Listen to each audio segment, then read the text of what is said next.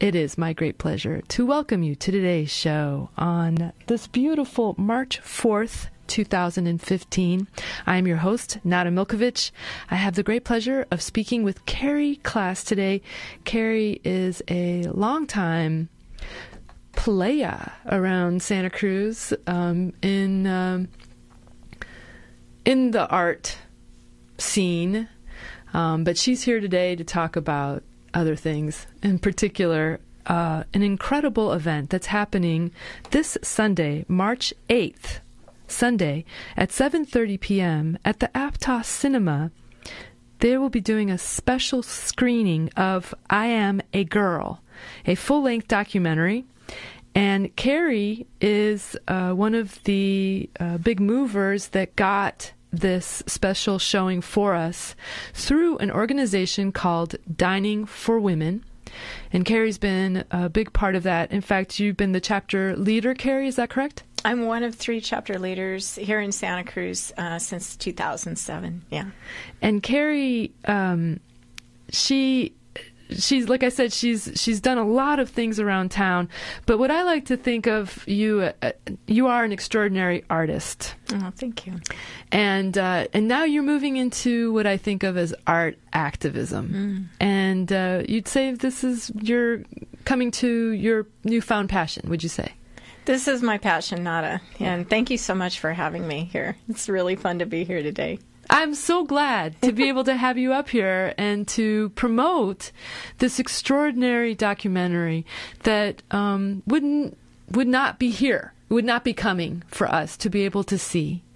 And so if you'd like to get more information, you have to purchase your tickets online.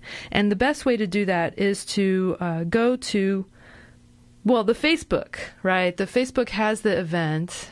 What's the best way to do it? To go to the Gather US site. That's it. And it's spelled, Gather spelled differently. So it's, if you're not driving, and you can write this down, it's gather.us/screening-10/10363. This will be online very soon, folks. I'll have it up on artistonart.com, and you'll be able to see it.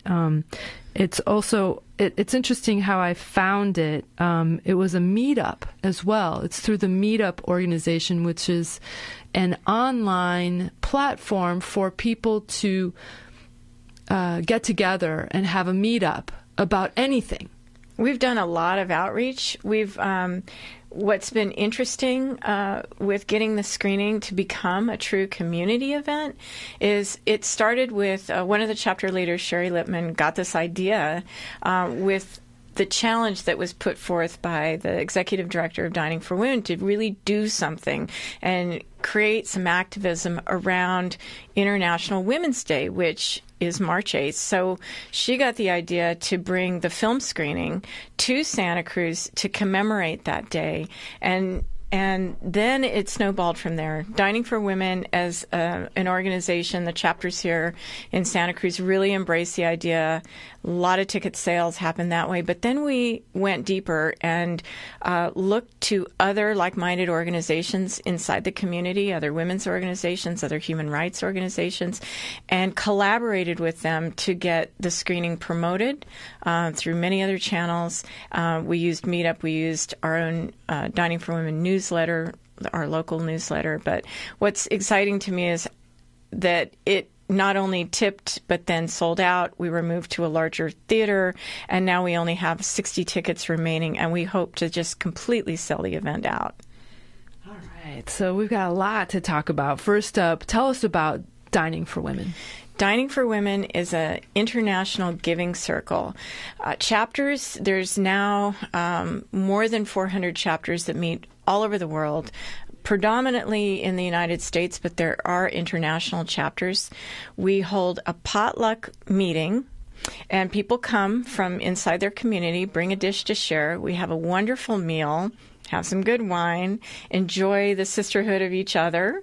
And then there's an educational component to the meetings that's really the core and really what makes the organization so different, because we focus on grassroots organizations that are really creating social change, that address almost every single issue that the film brings to light. So we're dealing with issues around access to education for girls, access to health care, maternal health, sex slavery, female genital mutilation, really getting women to understand their rights and speak up in their own countries so they can get the rights that they deserve as human beings. So, Cari, what I understand is the Dining for Women started in 2003, and so it's a potluck, and then what happens is the participants give the money that they would have paid if they had gone to a restaurant. Exactly. So what, $20, $30? Well, average gifts are, $35, but that varies. If somebody, has more resources, they may give $100. If somebody is going to college, maybe it's $10. But what is unique about it is the power of collective giving. So that $35 that you've given, when everybody else does that, it becomes we're funding programs every month for $45,000. But then we're also getting a surplus, a reserve. So we're refunding programs that we've vetted in the past. So there's we're raising about $80,000 a month. Oh my gosh, Cari, this is your Santa Cruz. No. Oh. This is all of the chapters. All of the chapters all over together. All over. Right. But still, $80,000 a month. $80,000 a month is good dough. Yeah. And then it goes a long way in the developing world. Oh yeah, a long way. And I saw the on the website for Dining for Women, and if you'd like to go there, it's diningforwomen.org, that since 2003 to the last, I guess, end of 2014, that the organization has gotten $3.25 million. Yes. $3.25 million have been collected through this grassroots collaborative organization or platform, basically. Now, is it only open to women? No. There's couples chapters. That's cool. There's 2 couples chapters in San Jose. There's mostly women, but there are some mixed groups. Because all different demographics too. College age women. There's some high school age women that have chapters. Just everything. So it's just exciting to see a wide demographic participating and learning more and being educated about the state of affairs for women all over the world. So how often do you meet? Once a month. So it's once a month. Mm-hmm. And there's actually 3 Santa Cruz chapters? 3 Santa Cruz chapters. One led by Sally Bookman. She meets mostly in Aptos.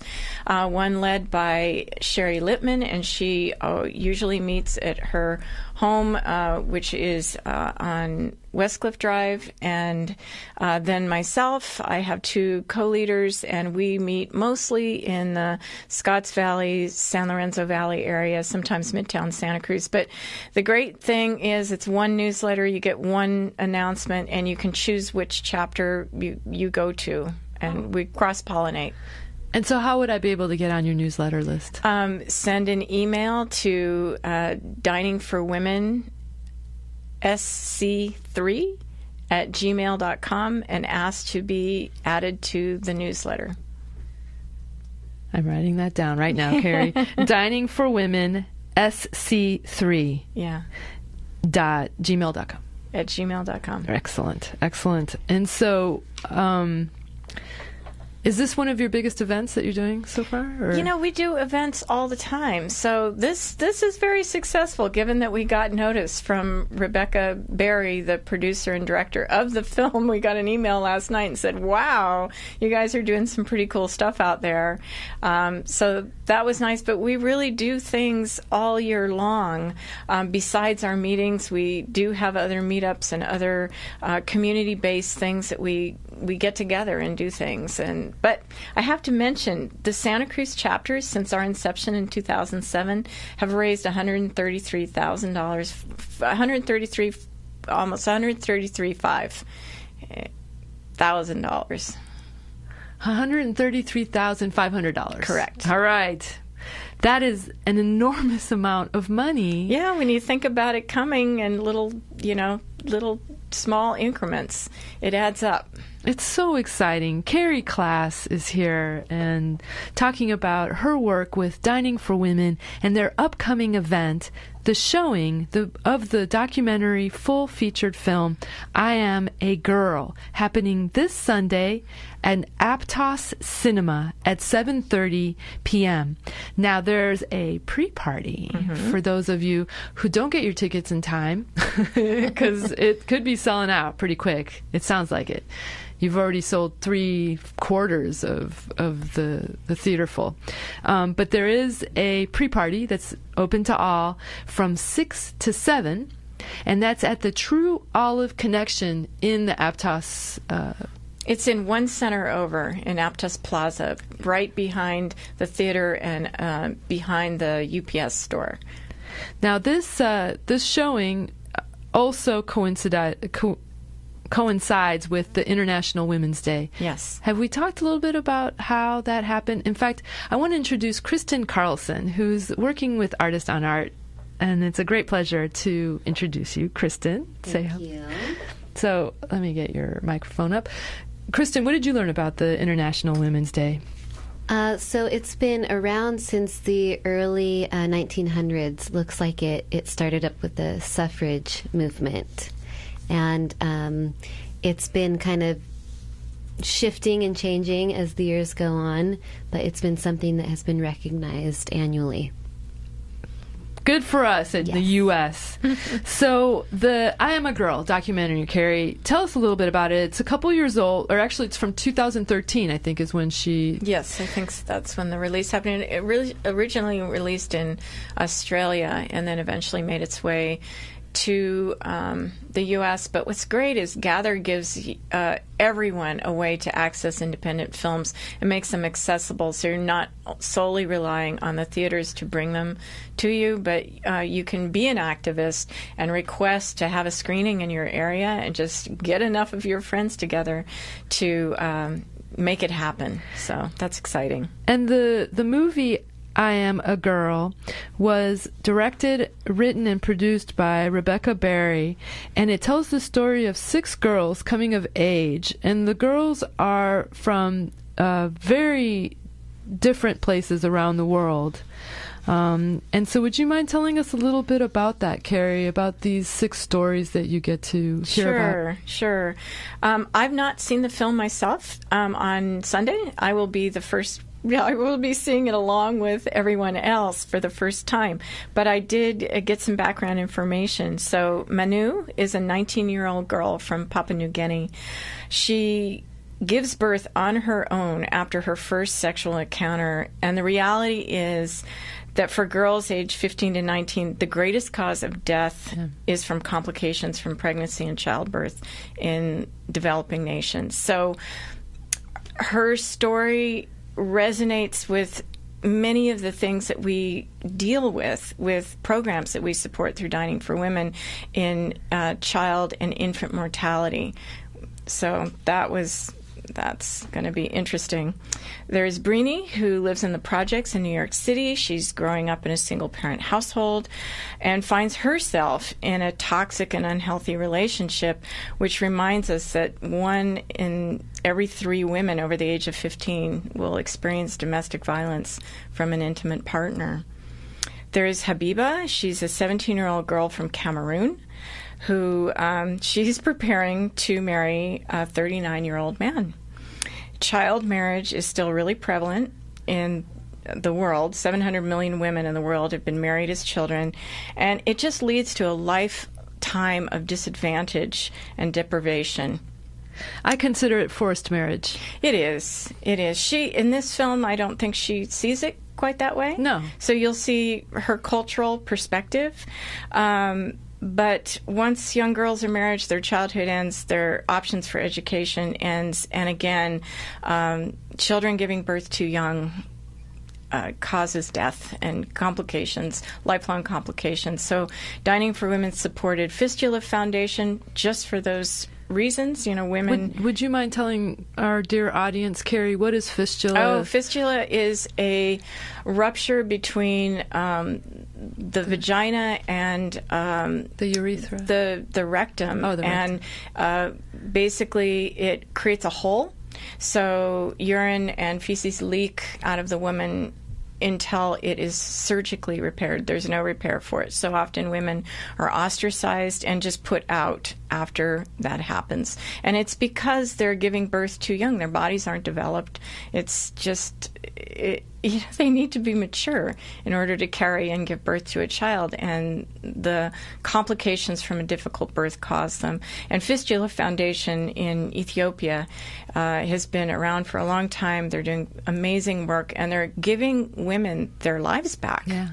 With that repair. Another organization that I just love is Kekenya's Dream, and it's a Kekenya Center for Excellence. A woman, a Maasai woman named Kekenya Nataya, underwent female genital mutilation and traded her body for an education. She convinced her father to allow her to go to school if she went through with the ritual. Not only did she get an education, she got a scholarship to the U.S., got her Ph.D., went back to her village, her Maasai village in Kenya, and started a school for girls. And 100% of the girls in her charge have not been subjected to female cutting.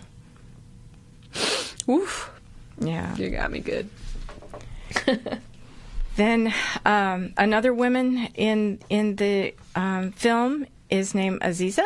She's an Afghan woman who's challenging the stereotypes of Muslim women seeking an education, and she aspires to be the next Afghan president. Yet, the reality for girls in that part of the world, they risk death to get an education, and girls' schools are regularly bombed, and there's acid attacks on female students. There are still over 60 million girls in the world who can't go to school.